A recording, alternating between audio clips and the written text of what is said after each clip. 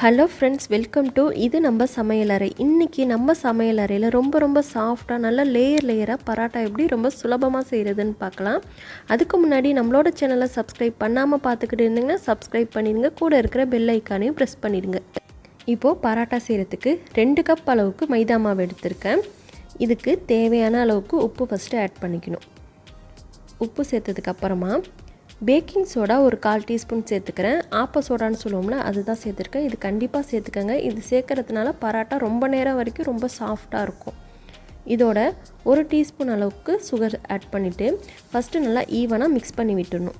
Mix பண்ணதுக்கப்புறமா 2 teaspoon அளவுக்கு நெய் சேர்த்துருக்கேன். பசு நெய் சேர்க்கணும். நெய் சேர்த்துட்டு ஒரு 1/2 கிளாஸ் அளவுக்கு நல்லா காய்ச்சி ஆற வச்ச பாலை மாவில் சேர்த்து ஃபஸ்ட்டு பிசைஞ்சு எடுத்துக்கணும்.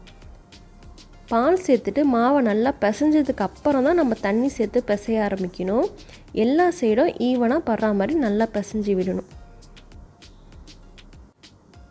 மாவை இந்த மாதிரி பால் சேர்த்து நல்லா பிசைஞ்சதுக்கு அப்புறமா கொஞ்சமாக தண்ணி சேர்த்து ஒரு சாஃப்டான டவ்வாக நல்லா பிசைஞ்சு எடுத்துக்கணும் மாவை. நம்ம பராட்டாவை பொறுத்த வரைக்கும் எந்த அளவுக்கு மாவை நல்லா பிசைகிறோமோ அந்த அளவுக்கு பராட்டா உங்களுக்கு ரொம்ப சாஃப்டாக கிடைக்கும்.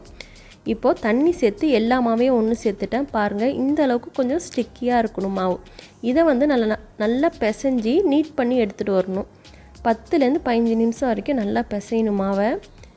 இந்த அளவுக்கு சாஃப்டாக பிசையணும். பிசைஞ்சதுக்கப்புறமா இதை க்ளோஸ் பண்ணிவிட்டு 1 ஹவர் போல் இதை அப்படியே மூடி வச்சிடணும். இப்போது 1 ஹவர் கழித்து மாவு நல்லா சாஃப்டாகி வந்திருக்கு. இந்த மாதிரி நல்லா சாஃப்டாகி வந்ததுக்கப்புறமா மாவை சின்ன உருண்டைகளாக டிவைட் பண்ணி எடுத்துக்கலாம்.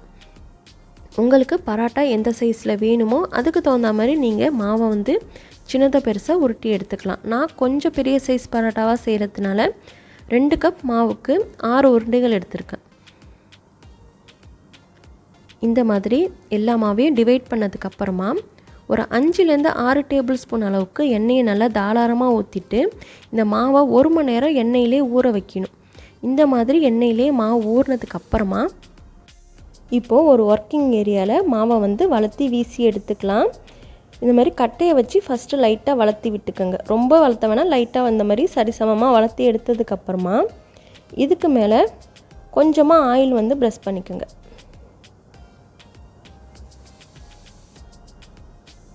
ஆயில் தடவுனதுக்கு அப்புறமா பராட்டா வீசி எடுத்துக்கணும். நம்ம எந்த அளவுக்கு வீசுகிறோமோ அந்த அளவுக்கு பராட்டா நல்லா சாஃப்டாகவும் லேயராகவும் கிடைக்கும். ஒரு கையும் மேலேயும் கீழேயும் வச்சுட்டு இழுத்து வீசி விடணும். வீசினதுக்கப்புறமா ஓரங்கள்லாம் நேராக எடுத்து இந்த மாதிரி இழுத்து வைக்கணும். இந்த மாதிரி வீச உங்களுக்கு ப்ராக்டிஸ் இல்லைன்னா நீங்கள் கட்டையை வச்சு நல்லா மெலிசாக வளர்த்தி விட்டுட்டு ஓரங்கள்லாம் இழுத்து விட்டுடலாம். அதான் உங்களுக்கு நல்லா சாஃப்டாக கிடைக்கும். இழுத்து விட்டதுக்கப்புறமா இதுக்கு மேலேயும் கொஞ்சமாக ஆயில் ப்ரெஸ் பண்ணிக்கோங்க. அப்போ தான் நல்லா லேயராக இருக்கும். தனித்தனியாக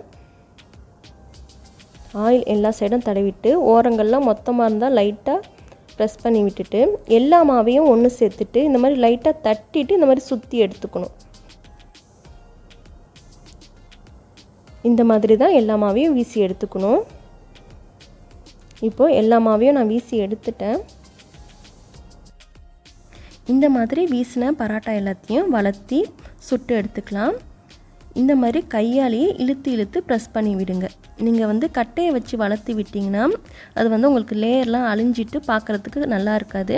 அதனால் கையாலேயே இந்த மாதிரி இழுத்து ப்ரெஸ் பண்ணி விடுங்க. ஒரே இடத்துல கையை வச்சு ப்ரெஸ் பண்ணினீங்கன்னா உங்களுக்கு விரிஞ்சு வராது. இழுத்து ப்ரெஸ் பண்ணணும்.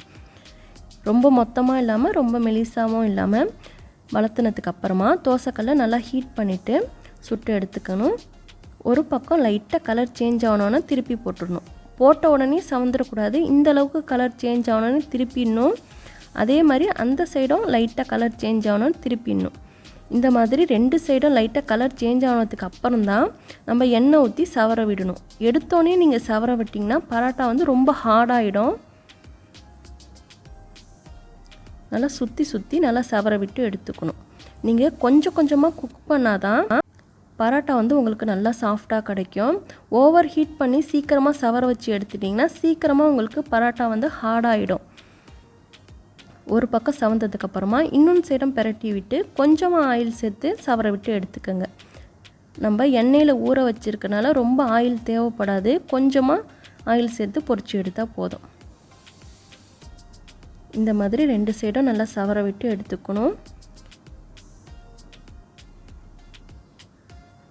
நம்ம பரோட்டா மாவு எண்ணெயில் ஊற வைக்கும் போது 1 மணி நேரத்துலேருந்து 2 மணி நேரம் வரைக்கும் ஊற வைக்கலாம். எந்த அளவுக்கு ஊற வைக்கிறீங்களோ அந்த அளவுக்கு நல்லா சாஃப்டான பரோட்டா கிடைக்கும். மிதமான தீயில வச்சே பரோட்டா சுட்டு எடுக்கணும். ரொம்ப ஹை ஃப்ளேமில் வச்சு சுற்றக்கூடாது. இந்த மாதிரி 2 பக்கமும் நல்லா சவந்து உள்ளாரெலாம் வெந்ததுக்கு அப்புறமா எடுத்துடலாம் வெளியில். இப்போது ரெடி ஆகிடுச்சு பரோட்டா. ரொம்ப சூப்பராக கலர்ஃபுல்லாக ரெடி ஆகிருக்கு.